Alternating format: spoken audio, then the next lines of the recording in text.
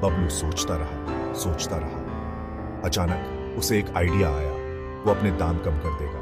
वो गांव का सबसे सस्ता नाई बन जाएगा। फिर सब उसकी दुकान पे आएंगे।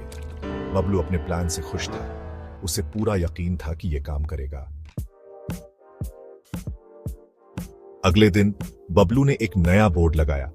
उस पर लिखा था, बाल कटवाओ, आधी कीमत। लोग हैरान रह गए। इतने कम दाम उन्होंने पहले कभी नहीं देखे थे। जल्द ही बबलू की दुकान ग्राहकों से भर गई।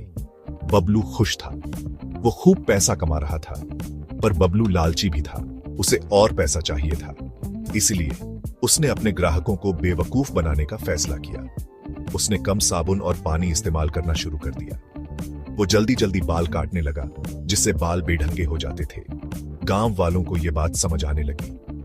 बबलू, रामू काका ने एक दिन अपना सर खुजाते हुए कहा, यह बाल कटवाने में कुछ सूखा सूखा लग रहा है और मेरा तो टेढ़ा मेढ़ा है। दूध वाला राजू शिकायत करने लगा।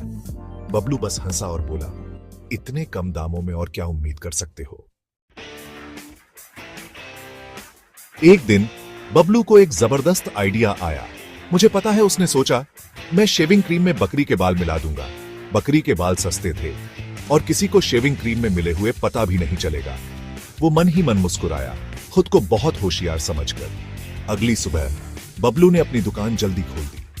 वो अपना नया प्लान आजमाने के लिए बहुत उत्साहित था। जल्द ही दुकान ग्राहकों से भर गई। बबलू ने अपना काम शुरू कर दिया। उसने वो खास शेविंग क्रीम उनके चेहरों पर लगाई। थोड़ी देर बाद ग्राहकों को खुजली होने लगी। उन्होंने अपने चेहरे को छुआ और चौंक गए। चिकनी त्वचा की बजाय उन्हें चुभते बाल महसूस हुए। ये क्या कर दिया तूने बबलू? रामू काका गुस्से से लाल होकर चिल्लाए।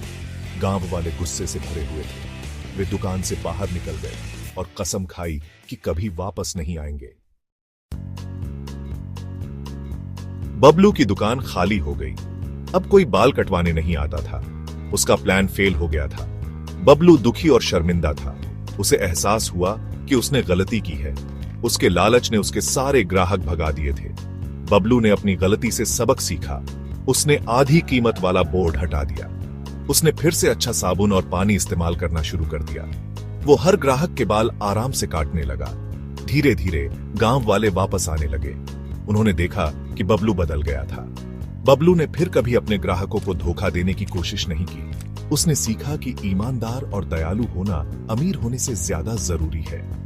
और जैसा कि सब जानते हैं, नाई की दुकान चलाने का यही सबसे अच्छा तरीका है।